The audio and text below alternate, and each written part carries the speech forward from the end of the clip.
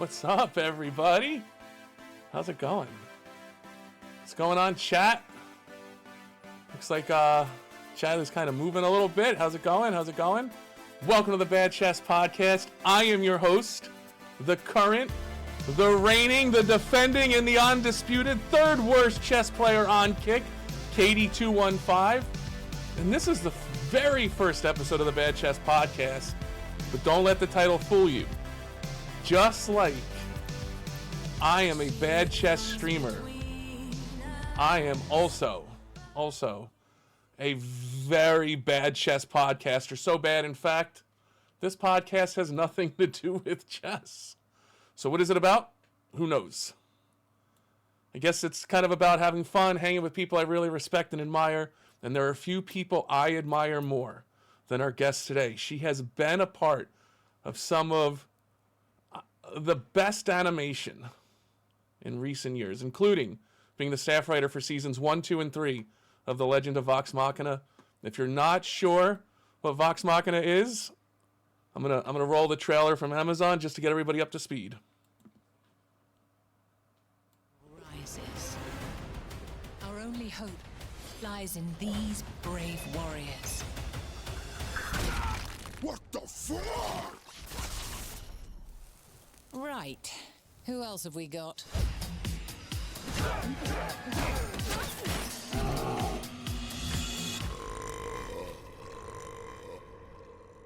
I'm sorry, who the hell are you? We're Vox Machina. We fuck shit up. Let's go! Come on, work! Stella's here! You can't be seriously considering them for such a task. Our reputation is less than stellar. If killing for gold isn't getting us anywhere, maybe we try doing some good this time? Boring. Kill Vox Machina. If this evil persists, the kingdom will starve to death.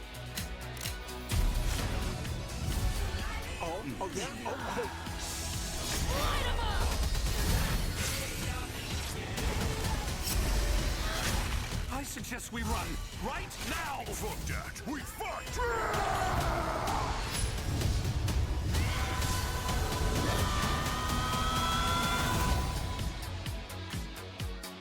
Grog, you're hurt. No big.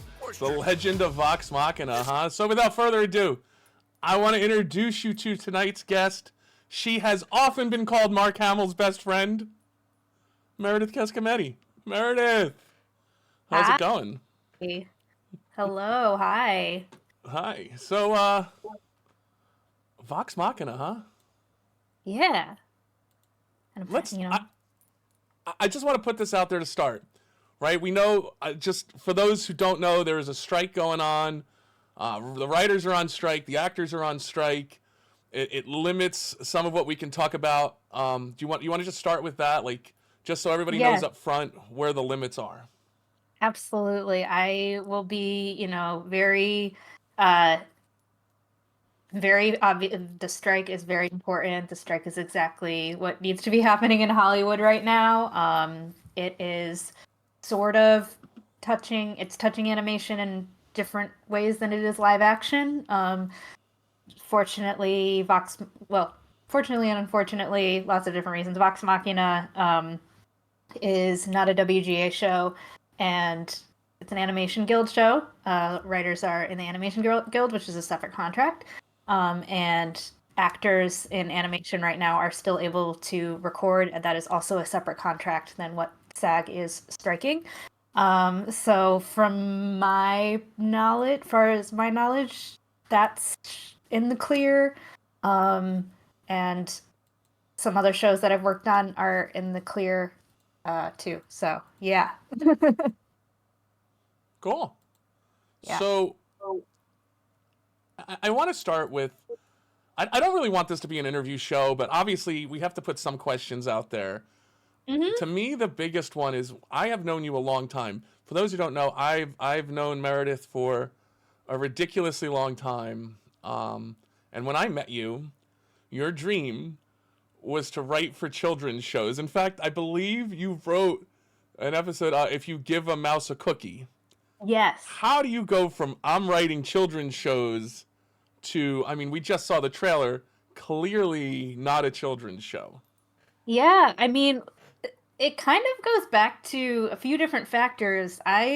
Going into school and like the impetus that got me into film school in the first place and was like, I want to make TV, I want to make movies, was having the Lord of the Rings movies come out when I don't know if this ages me, but when I was in middle school.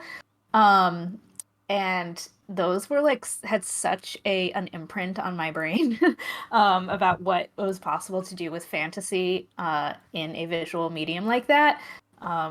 That just really inspired me to go into TV and film in the first place. When I got to school, when I went to college, that's when I really got into children's TV and the kind of cool experimental ways you could take that. I just felt like a lot of people tend to kind of dumb down and shit on kids' TV, but I feel like there is, if you are watching the right shows, there's definitely a level of sophistication and there's some weird experimental stuff that they can get away with there that I feel like doesn't happen necessarily in adult TV. So that was kind of my goal for like my second half of college. That's when I really kind of like found that weird niche. And then, I wound up years later, I wound up at Titmouse Animation, which is the animation studio that does Vox Machina. And I was the executive assistant to the head of that studio for 2 years. And when I was ready to make my move and I knew I wanted to write at that point, and we were looking for like a good show that was at the studio that I could potentially move over to as script coordinator. There was a show that came through the studio, or that was coming through the studio called The Midnight Gospel, which for those of you who are unfamiliar, it's a very short show, only ran 1 season, 10 episodes on Netflix. It's by Pendleton Ward and Duncan Trussell. Pendleton Ward is the creator of Adventure Time, for those who don't know, and Duncan Trussell is a comedian who has his own podcast. And that was a very adult show, and I was obviously a fan of Penn Ward and kind of interested in the show, and they needed a writer's assistant script coordinator. I was actually kind of hesitant to kind of go for it at first, because of my kind of headspace of being like, I do kids TV, I want to do kids TV, there's lots of other kids shows at the studio, I want to do one of those. And my boss at the time was really the one who like pushed me. He's like, no, you want to go for this show. This show's going to be, even if it like goes 1 season or a million seasons, it's still be a really good show to like have on your resume and work with these people. Very grateful that he did that. And that was kind of my first foray into adult animation, and I really loved it and realized that the original thing that drew me to TV and film was kind of these fantasy worlds and fantastical settings, and there was still a space for that in adult animation. So, yeah. And, just to put out there, you and I actually met on a very, very big, well-known kid show. We met working on Sesame Street together. What seasons were you there? 43 and 44. Yeah, I've done Sesame Street for, I feel like 20 years now. So it's. And I feel like the only reason I know that so quickly is because now my nephew is 2.5 and he is watching Sesame Street, and I tried, I watched them with him, and I tried to get him really to think I'm cool. I want to be the cool aunt. I tried to get him to think that I'm cool by showing him the episode that I was an extra in, and he did not give a shit. He was just extremely unimpressed. I had different color hair, so that was kind of it. He looked at me and was just like, "That's not you." Like, you stop. did have different color hair. If I recall correctly, you looked oddly similar to Carly Rae Jepsen when I met you. I mean, you had the same hairstyle, the same hair color. Your face and now still she's looks blonde. I should do my hairstyle like her, 'cause she's blonde now, and then I could just, be her number one stalker fan. I'm pretty sure that's what drew me to you. Was I continually made fun of the fact that you looked like Carly Rae Jepsen. I mean, Probably. She looked oddly like Carly Rae. She also you worked in child talent, and fun fact, my napping couch is in the child talent office. It's where I like to nap during the day. It's my napping couch. I mean, look, if you work and you have the opportunity to have a napping couch, you should have a napping couch, and I did. Yeah. It was in that office. Imagine if that wasn't your napping couch, or if I had a different job on the show, like if I had been a PA or in the production bullpen or whatever, or they had like what would our lives be now? Yeah. Right? So, Vox Machina. Let's talk about it. I mean, it's everywhere. It's Critical Role. They obviously, if you guys don't know who Critical Role are, they are a very well known Dungeons and Dragons streaming and podcast group. They kind of are one of the people that really helped shape Dungeons and Dragons into what it is today, which right now is actually, the fandom is still kind of up in arms against, but it really helped bring role-playing tabletop gaming to the forefront. Them, and I would say Acquisitions Incorporated, which I was always a bigger fan of than Critical Role, but groups like that. I mean, yeah, especially on streaming and being able to have access to D&D, as a viewer and as a casual person. I think D&D when I was growing up was it felt like there was such a high point to entry, and seeing other people play. Because there were too many rules? Yeah, and just, it felt like you had to go home and read for 10 hours before you could even start a game, and you needed all these things, and you're like, what even is it? Like, are we role-playing? Are we just sitting there? Like, what is it exactly? And then, now you can actually watch other people do it before you dive in, so you kind of know what you're getting yourself into.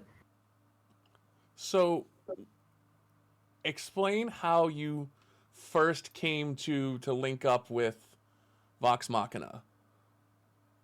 So yeah, that's all goes back to working at Titmouse Animation. Week 2 or 3 of me having the job at Titmouse, my boss at the time, Chris Pernosky, great man, wonderful guy.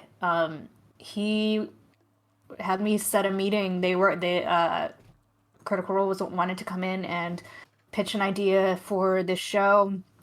They'd been teasing about, like, joking about doing an animated series on their stream for a while, and but it was one of those kind of pipe dream things, and I think they finally were like, well, let's see if we can actually do this.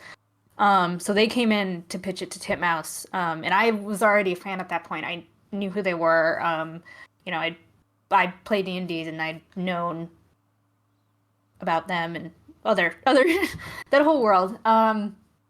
And so I was, like, very excited about it. And Chris was very excited about it too. He loves D&D. But I think his hesitation was he was a little worried. He was like, I know this D&D streaming stuff is getting really popular, but, like, I'm an old school guy. I just want to play it. I don't want to watch other people play it. Like, how sustainable is it? Like, is it popular with staying power? Is it just, like, trendy popular? And but I think, like, he quickly realized, like, oh no, this is, like, legit. This has got a fan base that's gonna stay around. And so he started getting really into it. And so yeah, for, like, the entirety of my 2 years of being his assistant, they were working on the show and developing the show, and trying to get it ready to pitch. And that's when I was on Midnight Gospel, sorry, trying to get my timeline straight. When I was on Midnight Gospel, working on that show, I had already finished being his assistant, or moved on, was script coordinator on Midnight Gospel. That's when the Kickstarter dropped. And quickly broke a lot of records and got lots and lots of money. And they realized, I think we have enough money. They were originally just going to do a, like, 45-minute short or pilot presentation, with the idea of, like, hey, let's just get a bunch of money to do a pilot, because the big issue selling it to networks at that time, and still a lot today, is fantasy is for kids. So they knew they were going to keep hitting the wall of, like, everyone being like, this is great, we love your subscriber count, we love how many fans you've got, that it's got a built-in audience, but can you make it for kids? because it's fantasy. So they were like, we really need to have something to show why it needs to be for adults. So the idea was to get money to do like 20 to 40-minute animation. But then they got enough money to do a whole first season. So I reached out to them while the Kickstarter was still going, like being like, hey, I think you guys are going to have enough money to do a whole season. Are you going to be looking for a script coordinator or writer's assistant? Because my show's going to wrap. So that was a nice... They were super sweet, and they obviously, I'd been able to build a relationship with them over the 2 years, so I was able to move over there when I wrapped on Midnight Gospel, and then was promoted to staff writer partway through, I think, between season 1 and 2. So, yeah. So, I have a confession. You're one of my dearest friends on the planet, and I haven't watched Vox Machina. I've watched the episodes that you wrote specifically. Yes. But I don't remember. Look, here's my problem, right? I was exposed to the live, the bigger D&D stuff. I want to say it was Acquisitions Incorporated. They did a stage thing that ended up being shown in theaters. Mm-hmm. And I went to a theater to watch something else and missed the start of it. I think I remember you telling me the story.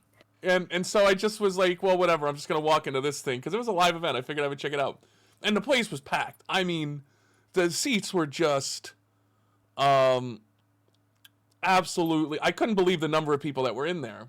And I watched it, and I was like, I didn't get it. I mean, I'm going to be honest. I didn't get it. And I've played D&D. I love tabletop gamings and board games and RPG video games and whatever. I'm not into watching other people play the game as much as I'm into playing it myself. So I kind of let those guys go, and I had always heard about Critical Role, and then so everyone's like, you gotta watch him. And after watching the production value of Acquisitions Inc. and then go into Critical Role, I was like, oh. But everyone's like, no, it's just better storytelling. It's just, you gotta watch this. And so I just couldn't get into it. So then obviously the cartoon comes out, and I know you're involved, and I'm like, I'm gonna watch this. Like, I'm gonna get all in. I'm gonna support you. And then I feel like my bias towards Critical Role carried over into me watching the cartoon, because I remember sitting through the first episode saying, what am I, like, why am I watching this? And I fell asleep. I mean, it's not uncommon for, D&D streaming can be really hard. That's another, talk about high point of entry to get into that. Like, those episodes are long. I struggle to watch. When I have to listen, like just do the podcast version of them. For whatever reason, maybe it's just how my brain works. Like if I'm doing something else and I'm listening, I can focus so much better on the story than if I'm actually watching them play, which seems counterintuitive. So I actually normally do that. But I will say production value, they've gotten a lot more money in the more recent campaign. So they're definitely, they've got their own studios now. So you worked on season 1, you worked on season 2, season 3? Yes. Season 3 is in the works. In the works. Did you write episodes? Have you written any episodes for season 3? Yes. Okay.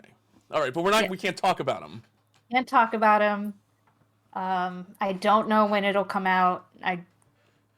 Animation takes a long time. Unfortunately. So let's talk about the writing process for the episodes you wrote for seasons 1 and 2. So you're not the only writer. I wrote episodes on 2 and 3. Season 2. So we can do 2. Yeah. So, as the staff writer, obviously you're the writer that stays on after the scripts are written to help make changes and edits and whatever, right? But then you write episodes as well. So, but you're not the only writer. So, is it difficult writing an episode for a series where? Because Critical Role, the people themselves are writers, right? Like they're writing their own adventures. It just seems like there's a lot of writers. So how much input? A How lot much of cooks input in the do kitchen. you have? I think it was, I mean, it wasn't really the, I would say the one person that was like the hardest to compete with in terms of the story. It was just like this adaptation and the kind of expectation that we felt the audience was going to have. That was like the hardest thing. I think the cast in general was super gracious about like us taking liberties and doing what we had to do to condense everything down, because it's hours and hours and hours of content being condensed down into 22-minute episodes. So for the most part, they were really cool with it. And yeah, they're all, writers and stuff, but I think they were very respectful of the fact that, animation and storytelling through animation was like, the writers that they brought on, that was, our medium. We know this format and how to tell a story in this format. So I think they were very open to that collaboration. But yeah, I think, and they were also excited to try new things with this and go different directions to kind of subvert fan expectations too. So it was honestly like a lot easier than I thought it would be. I thought it would be a lot of hair pulling and stuff like that, being like, listen, we get it. We can't tell a word for word remake of the show. That's not going to work. It would be impossible, or you could do it, but you would need 100 times the budget. So, but yeah, and they were in the writer's room.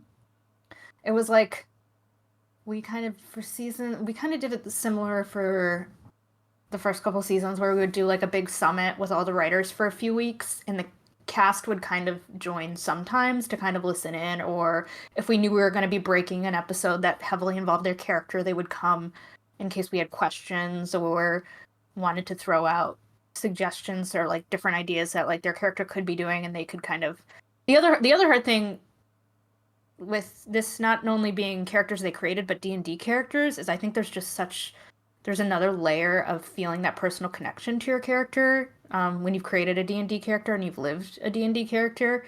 So at sometimes it felt like if we wanted to try something new with their characters and they didn't like it, it wasn't just that they didn't like it for that character. It's like they didn't almost like it for themselves. Like it was like this whole other level of consent I felt like we had to navigate with them. So who was your favorite of the cast to work with, and who was your least favorite? Controversial. You have to answer both. No, you gotta do you gotta do something. You gotta do like Andy Cohen's Plead the Fifth, so that I can like give me an option to do something to plead the fifth. I mean, all right. Who was your favorite? Who was my favorite? Everyone's allowed a favorite.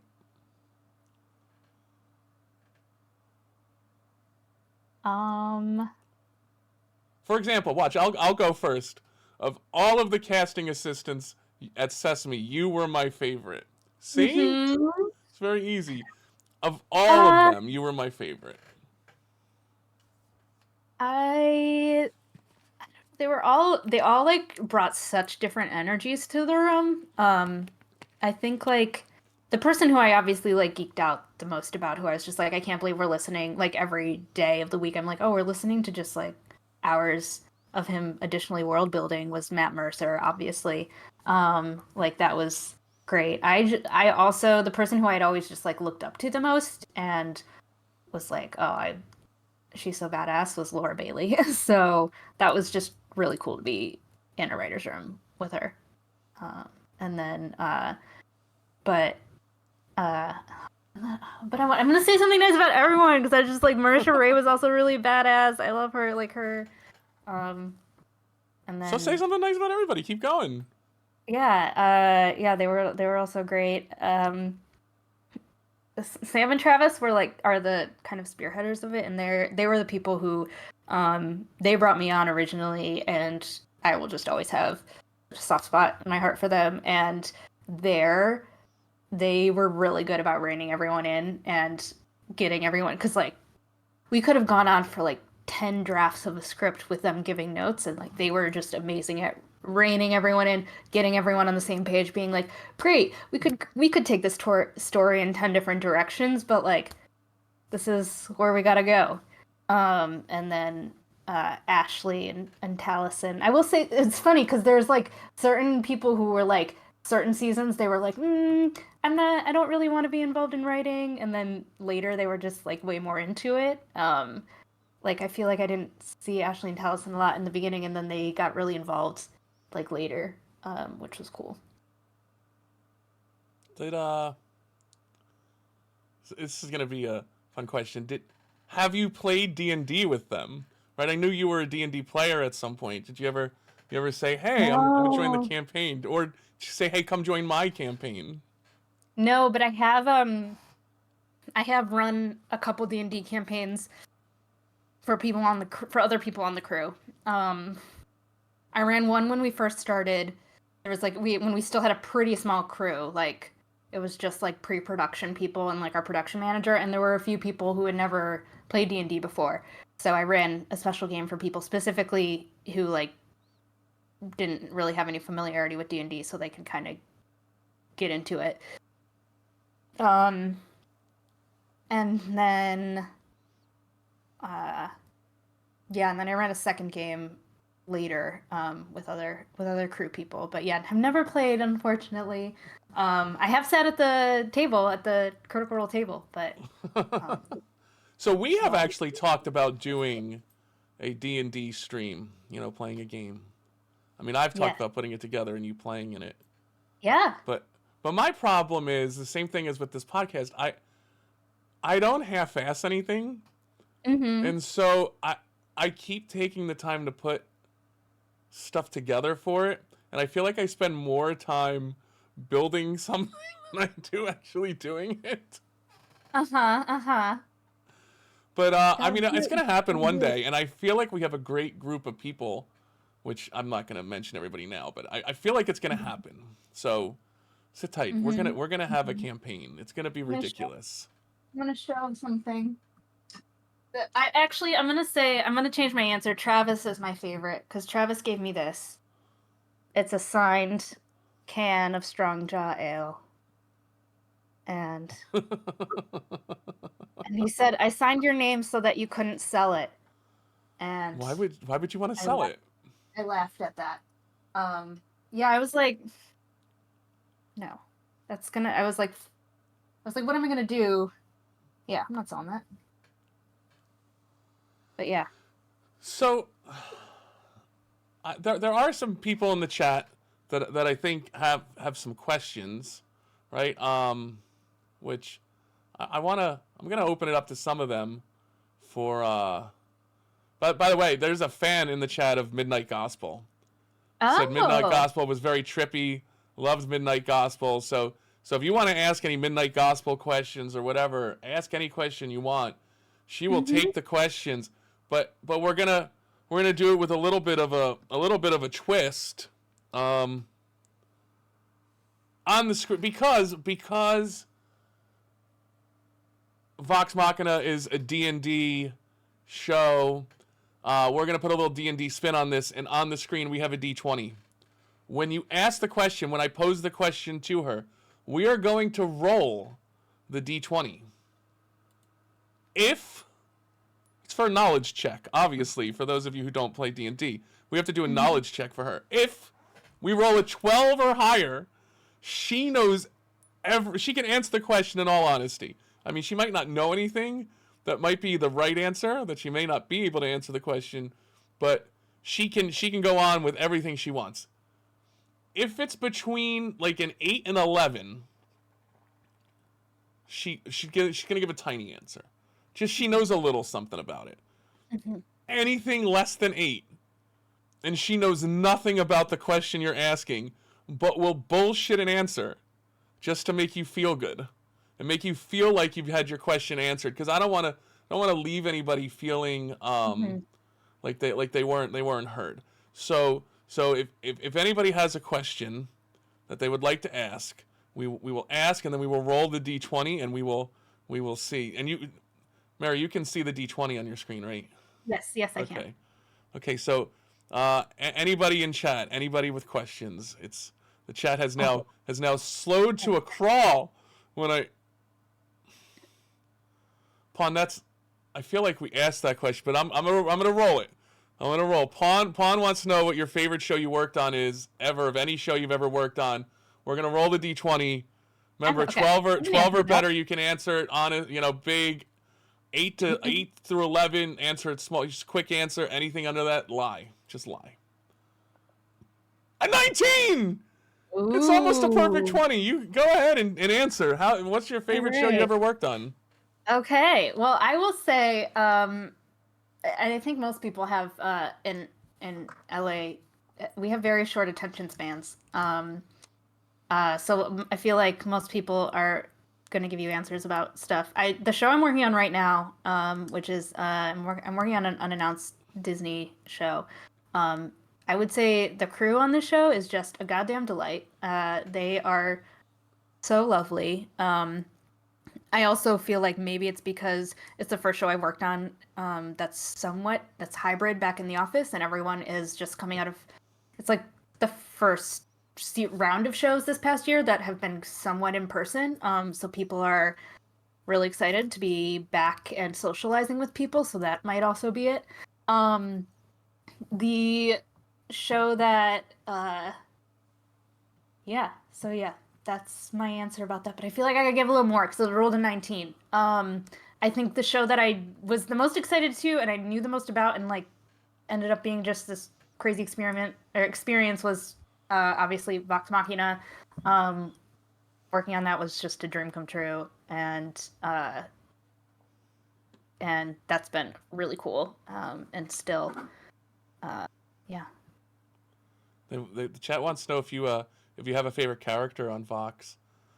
Maybe we're gonna phrase this two ways: a favorite character personally, and a favorite character to write.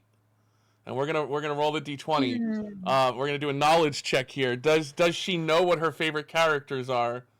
Do you want to roll You want to roll a knowledge check for both, or just for each question individually? Yeah, let's do that. Do it for both, because if I don't know how to half answer that unless there's two parts to it. Oh, okay. So then here we go. We're rolling the d20. Yeah. Let's go. Oh no! now you need to bullshit the answer. Gotta bullshit the answer. What is Vox Machina? Does it really have individual characters with individual traits? I feel like my favorite character is probably just, how in Cheers the bar was a character, and I feel like Amman, the city that they're in, is really a character in itself. And I think that's, just the world. Exandria itself is my favorite character. Okay. What are some highs and lows with working on shows with big production value compared to something where the budget is tight? And here we go. We got to do a knowledge check. Here we go. Oh, right. I can't just answer. Oh, no. Hey. Oh, Ooh. No. I think, it's just really cool when you have all this money and you're just like, wow, I can just do anything I want. There's no limitations whatsoever. What? Budgets don't exist. That's a really cool part. And it's really cool when you're working on a big major property and you have don't have any legal oversight. You don't have to worry about S&P. You don't have to worry about any lawyers or anything like that. Everyone's just really chill when you have a ton of money to work on a show. No one's investing a lot. And then when you're working on a show with no money, it's just, I love kind of the heroin chic look and just looking like I haven't slept in 12 days. And, I'm not worried about paying my rent at the end of the month. That's really fun. That's my favorite part. Hey guys, also we're going to do a trivia with Meredith where it's going to be generic nerd trivia.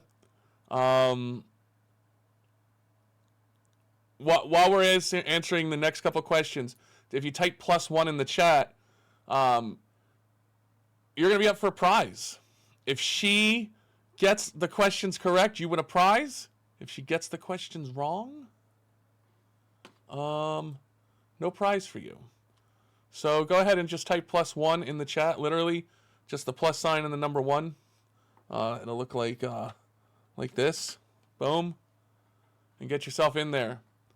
So let's see. Are there any more questions or any other good questions? Let's see.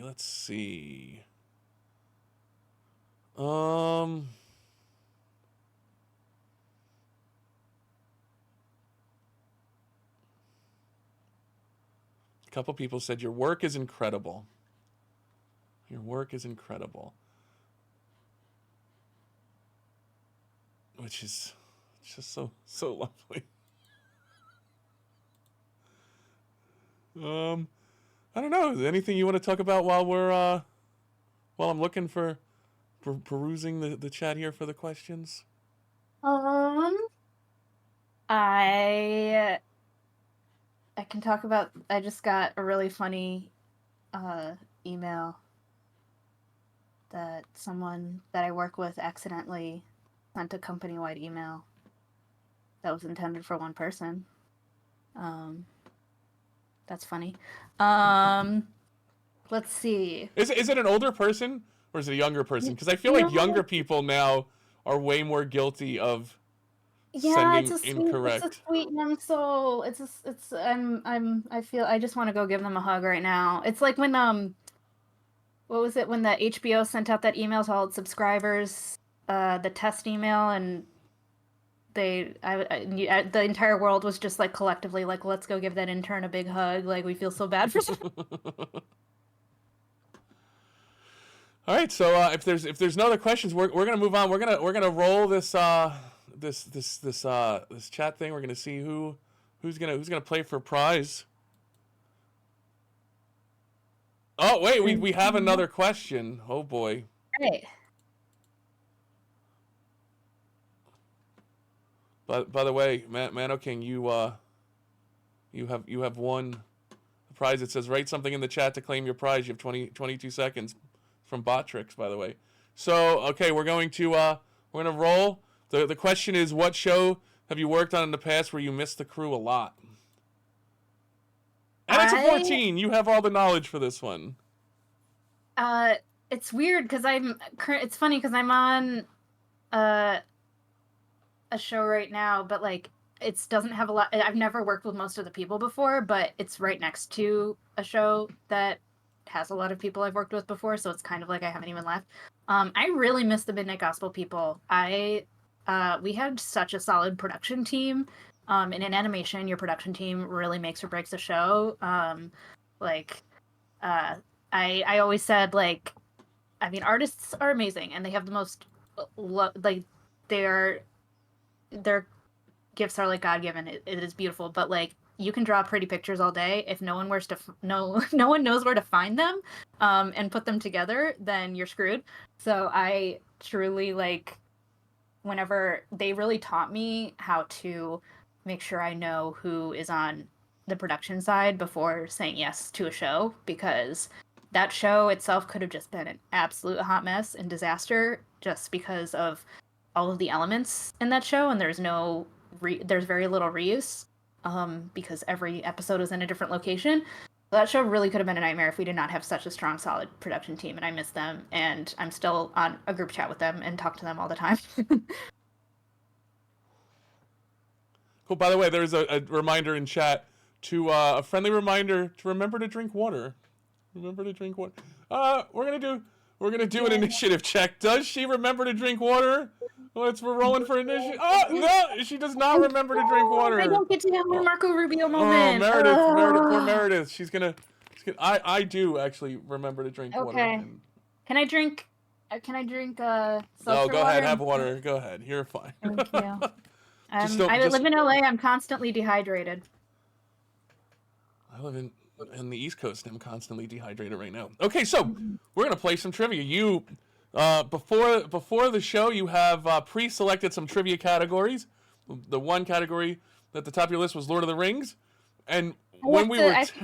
Caveat. I know all these topics very well. I'm very familiar with all these topics. I'm terrible at trivia and have a shit memory, so... Listen, it's fine. You're playing for Mano right now, you know? Let's Okay. see if you can win Mano a prize.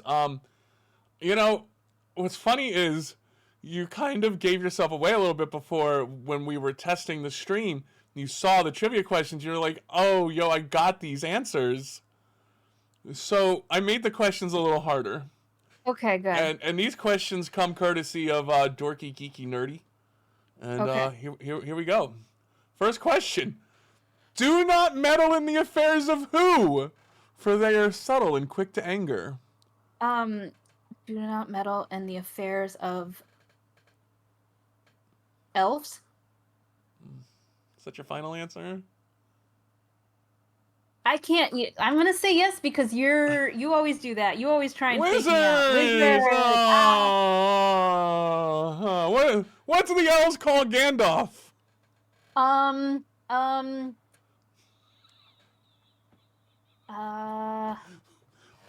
I know this. this is I can totally imagine not them fair. saying it. These are really hard can- questions.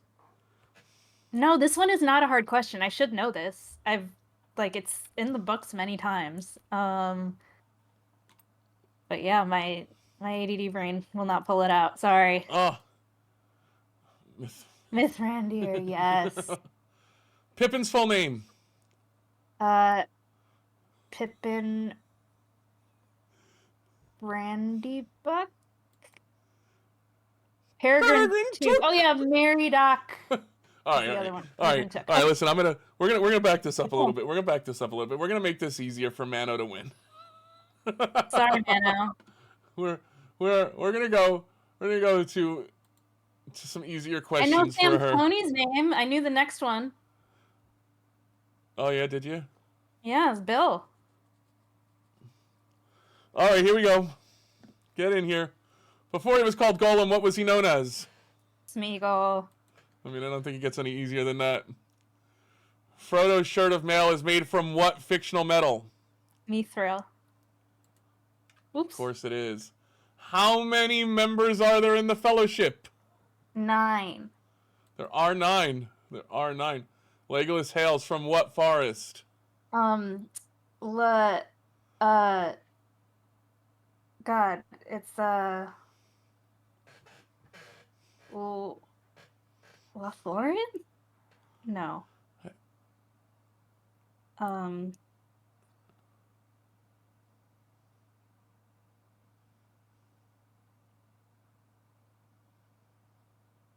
Is it Lothlorien?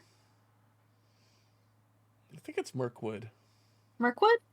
It is Mirkwood! Oh, okay. so sorry, that's a wrong question. It's a wrong answer.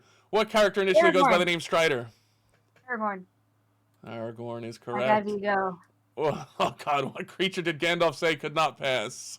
The Belrog. The Balrog. What inn do the hobbits go to in Bree? The Prancing Pony. It is the Prancing Pony. What is the name of Elrond's home? God, these questions are easy. Rivendell. It is Rivendell. Is the name of Frodo's sword? One that Bilbo gives him that glows blue when orcs near. Stabby, I don't know. Sting.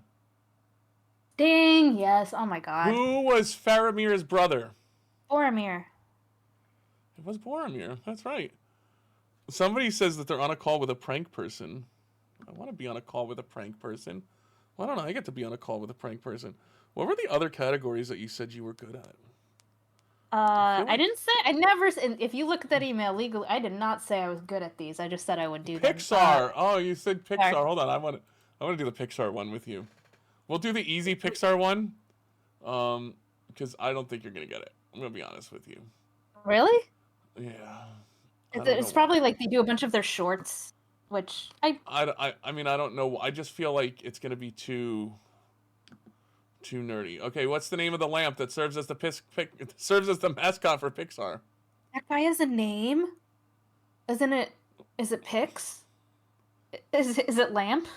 Luxo Jr. Oh, Luxo Jr. I'll have to tell my nephew. So I was with my nephew last week, and I was watching him, and he was like, I want to watch something, and I was like, what do you want to watch? And he was just like, the thing with the bouncing lamp, and I was like, what? And then I finally figured it out, and I was like, oh, buddy, do I got some exciting news for you? There's so many movies that have the bouncing lamp at the beginning. We can watch this on repeat all day. I mean, as somebody who works in animation, I feel like you should just be able to fire off the answer to every one of these questions, but I know you're not going to be able to. What actor has voiced characters in every Pixar film? Not Mark Hamill. John Ratzenberger. John Ratzenberger! You know What what? I don't know movie is that from working in animation. I know that from when I was worked at a voiceover agency because he was one of our clients. Really? Yeah, along with Mark Hamill. So Is that how you became known as Mark Hamill's best friend? yes, that is how I earned that nickname. What movie is Pixar's only prequel? Prequel. I know this. So shh.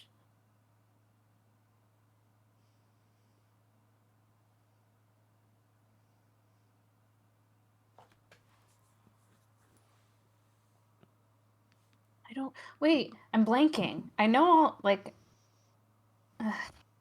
Oh. I keep going back to Toy Story, but those movies were all in order. Those weren't prequels. All right, I'm gonna have to call it. So sorry. God, I'm sorry. Monster University. God, oh my God. Yeah. Duh. Lightning McQueen's number. Oh gosh, I should know that. I think I know this. So like, I think I know this. it's like 23 or.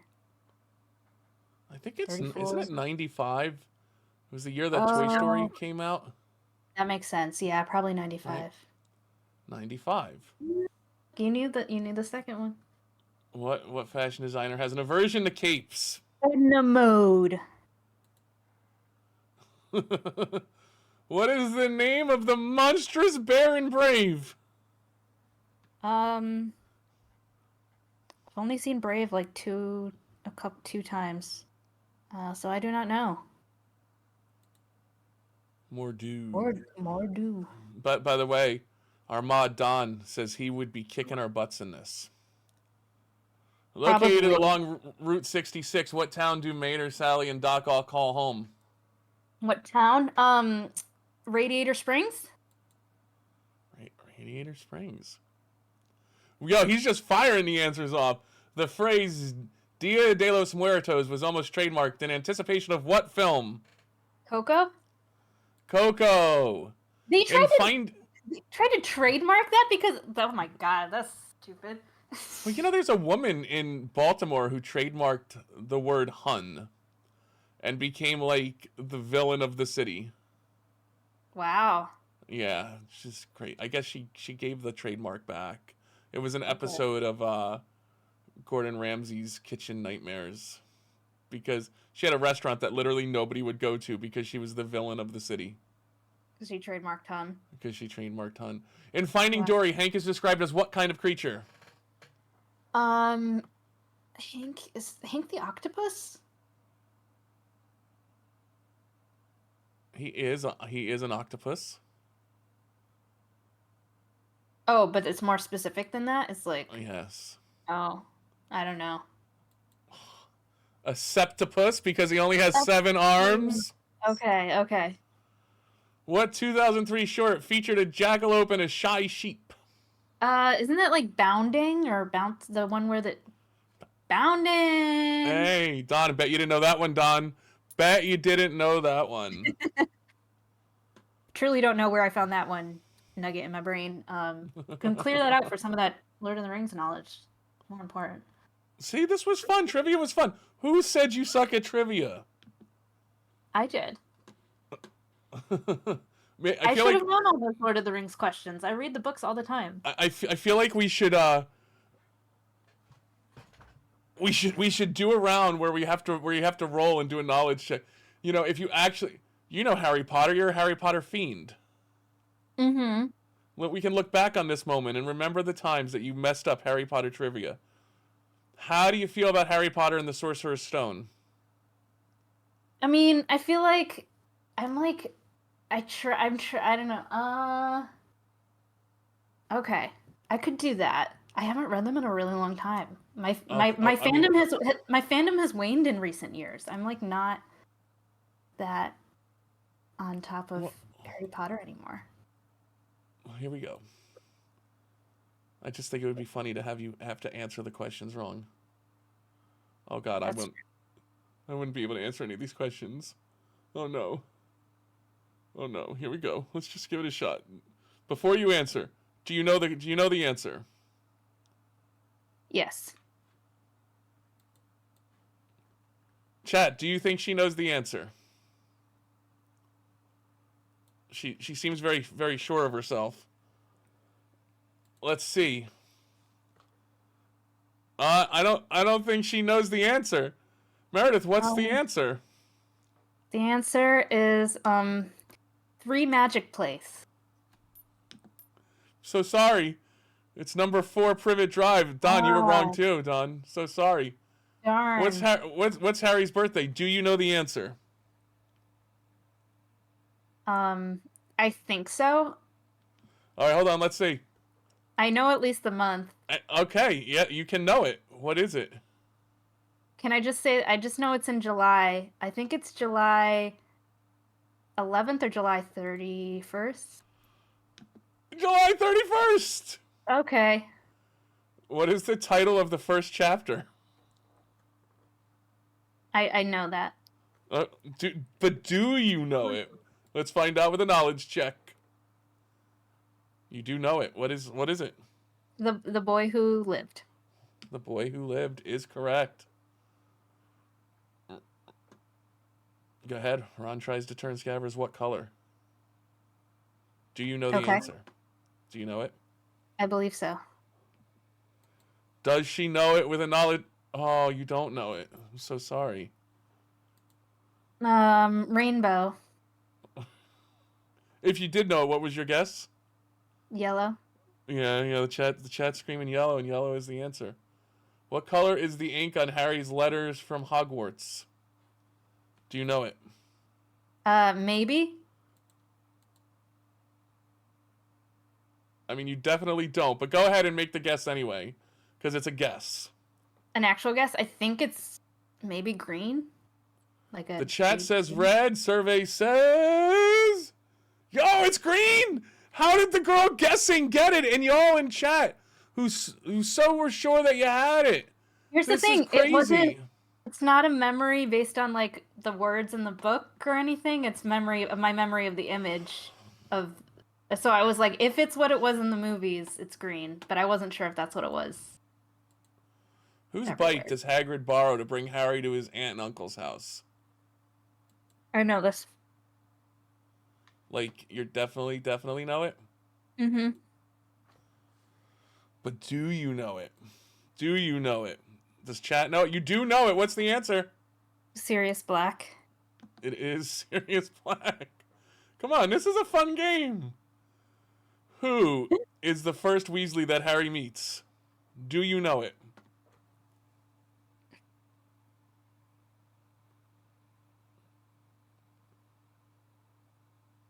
I think so. Well, I mean, the knowledge check says you know it, so what is the answer? I think it's a trick question. Percy Weasley? Mrs. Molly Weasley. Yeah, I don't know. The mountain troll invades Hogwarts on what day? Okay. Yeah, I know it. But do you? Yeah, just a quick answer. Halloween. It is Halloween. What kind of owl is Hedwig? Okay. Do you know it? Do you know it? Yeah. Of course you know it. What's the answer? A snowy owl? If that's... Snowy owl. owl. Okay, I wasn't sure if that was like the actual scientific breed. Who teaches history of magic? Do you know it?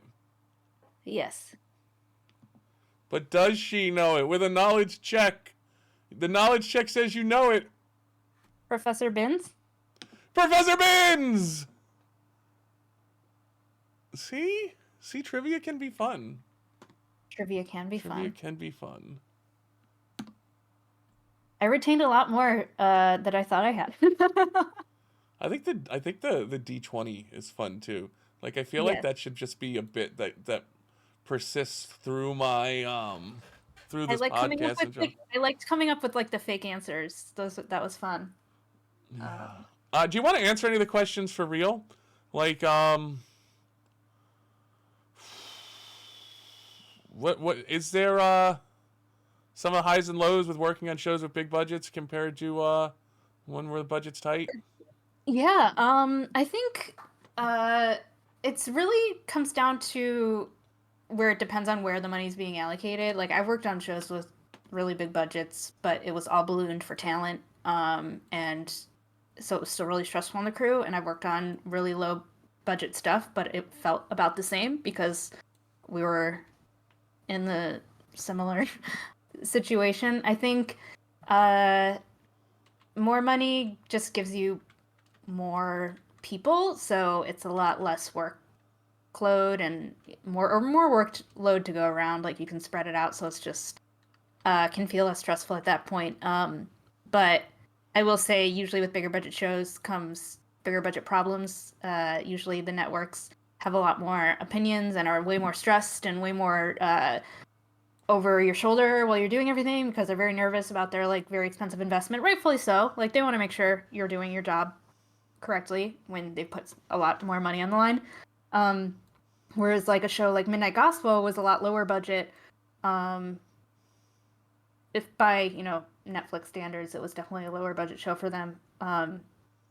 But it was definitely really tight crew, and that one was also the cool thing about Midnight Gospel versus like Vox Machina or the show that I'm working on now is that was all animated in-house. So we did not ship the show anywhere to actually be animated. A lot of shows in the US, like the pre-production and boarding and editing the animatic and all the way up to that phase is done in the US, and then it's sent somewhere to another country where it's cheaper to animate. Oftentimes Korea.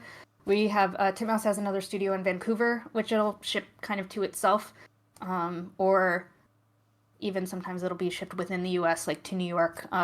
Pretty much every other state outside of California has really good tax breaks, so it can often be cheaper to do parts of production in other states or other countries. Canada also gives really good tax breaks, especially for animation. So, yeah. But I feel that that's killed the industry in California in general, right? I mean, not just animation, but I mean, if you look at the number of productions that have moved to Atlanta. I mean, Vancouver was always a hotbed of production, but Louisiana has gotten really big recently. New York, I mean, they don't stop building studios in New York and New Jersey too. There's we can cover like new studios. Canada will give us like half of the money back in like tax breaks if we hire Canadian people. Like if we hire Canadian animators and stuff. You can make like half of your budget through that, and I think New York you get like a third back if you hire New York people, and I'm assuming they're similar in other places. And then obviously if you go overseas, it's labor in general is cheaper, and that's a whole other fun economic story. So India's getting actually really popular too as a place to ship for animation, especially 3D. That's awesome. Look, I am over the moon that you came on to do this with me tonight, by the way. Like, of course. You're my favorite. You're one of my truly favorite people. You are you were so, when I was a 22-year-old running around with like chicken with my head cut off, just not knowing what I was even doing in this industry, you like took me under your wing, and you were so sweet and kind to me as a very stressed out assistant on Sesame Street. I don't remember that. I don't think that's true. I mean, if I looked put together, or I felt like I was coming off put together back then, it was just purely because of my own delusion. But in a good way, right? Yeah, like I think I bought a lot of my own bullshit back then, but in a healthy way. Like if I had actually known how hard breaking into this industry was gonna be, I probably wouldn't have even tried. But I don't know what you're talking about. It was real easy for me. I just rode my bike to a studio when I was 14 and asked for a job. That's a true story, by the way. I know that That's real easy for me. you and Steven Spielberg just like jump please. Well, look, I appreciate you coming on. You know, everybody, again, Meredith Kecskemety, writer of Vox Machina, seasons 1, 2, 3 coming out at some point soon. Yes. Mark Hamill's best friend. We didn't get to that story, but we will in the future. Look, we're going to do this every week, guys. I know next week our guest is Stephanie DeVruzzo. She is huge. I mean, Broadway, you know her. You remember Steph. Broadway star. She Tony nominated for her work in Avenue Q. She's done Sesame Street. She, Pooh Corner is her, right? Isn't she Pooh Corner too, I think? Look, she's done a lot. She's musical episode of Scrubs, people. Musical episode of Scrubs. Best episode of Scrubs. So if you like this podcast, come back next week. I'm gonna keep the D20 thing going. So when we get to questions for her, she's probably not gonna get the D20, but I feel like it's just gonna be what sets us apart. So everybody, Meredith, check her out on Instagram. Her Instagram's back up on the screen. It's Meredith Stories. She'd love a follow if you get a chance. And look, again, I'm Katie215, the third worst chess player on Kick. Thank you so much. Is there an ending? I don't have an ending page for this. That's crazy. I don't have an ending page. Not the ending. I did, and you know what's funny? Mano has made me an ending page for. Hold on, I think I could put it together really quickly if we just stall for like. No, wait, bring it back. I can't put it up. This is horrible. This is the worst day ever. There was an ending page. I'm gonna put up the Be Right Back page for the ending page. That's a post-it note. Thank you so much, everybody. Thank you so much.